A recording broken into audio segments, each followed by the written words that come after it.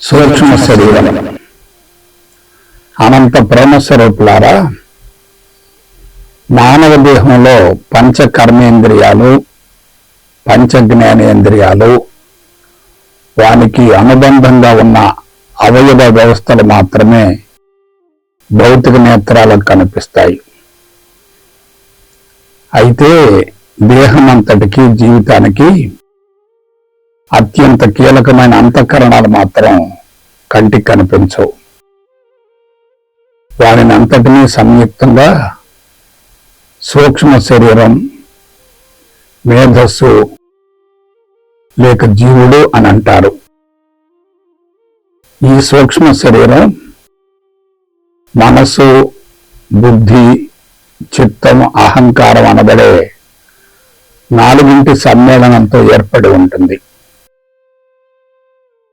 అయితే ఈ నాలుగింటికి అదనంగా జ్ఞానం కూడా కంటికి కనిపించకుండా సూక్ష్మంగా ఉండి జీవితంలో, జీవన విధానంలో కీలక పాత్ర పోషిస్తుంది.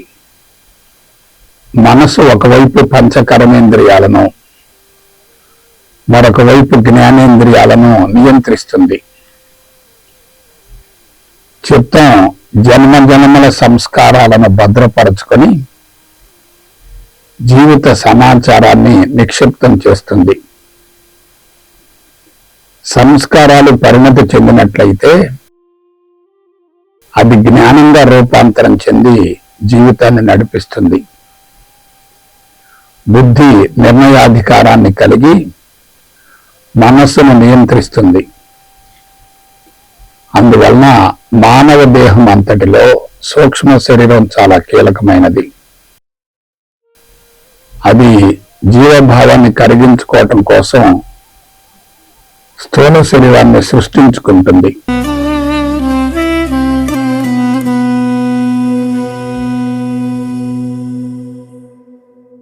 పంచకర్మేంద్రియాలు.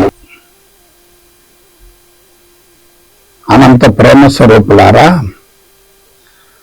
మానవ దేహంలో 2 కాళ్ళు, 2 చేతులు, నోరు, మలనాంగం, జననాంగం అనబడే పంచ కర్మేంద్రియాలు మూలాధార చక్రంతో, అన్నమయ కోశంతో అనుసంధానమై ఉంటాయి.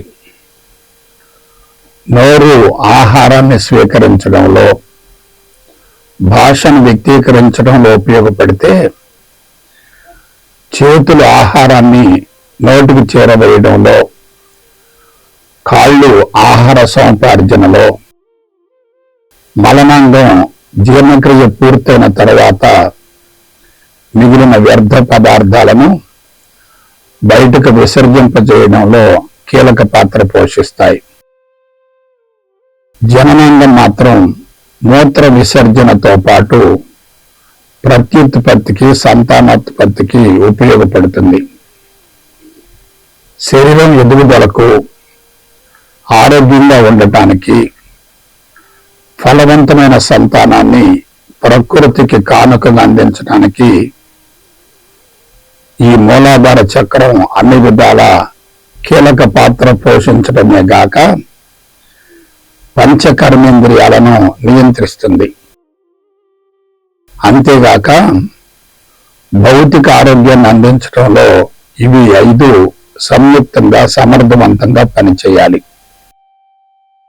ఆహార సేకరణ ద్వారా శరీరం ఎదుగుతూ ఎముక పుష్టి, కండర పుష్టి ఏర్పడి ప్రత్యుత్పత్తికి సంబంధించి బీజాలను విడుదల చేయటంలో పంచకర్మేంద్రియాలు కీలక పాత్ర పోషిస్తాయి.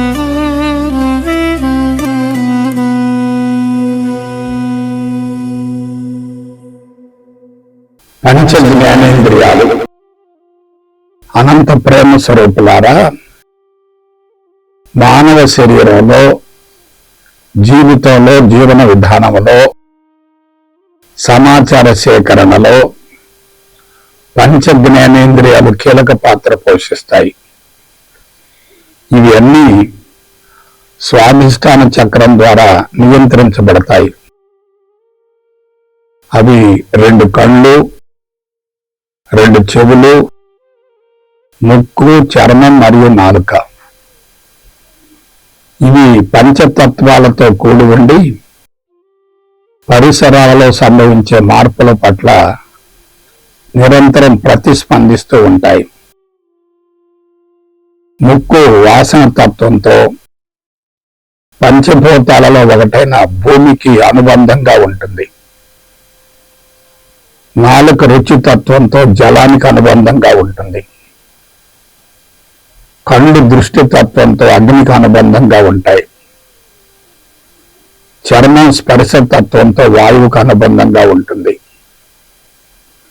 చెవులు శబ్దతత్వంతో ఆకాశానికి అనుబంధంగా ఉంటాయి. పంచజ్ఞానేంద్రియాలు చిత్తమండలి సంస్కారాలు పరిణతి చెందినందువలన ప్రేరణల ద్వారా బాహ్య ప్రపంచం వైపుకు మళ్ళీ సమాచార సేకరణలో నిమగ్నమవుతాయి. ఈ పంచజ్ఞానేంద్రియాలు సమర్థవంతంగా పనిచేసినట్లయితే ఇంద్రియ నిగ్రహం ఏర్పడుతుంది. మనిషి జీవితాంతం ఆరోగ్యంగా కొనసాగి జీవిత పరమార్థం నెరవేర్చుకునే అవకాశం ఏర్పడుతుంది.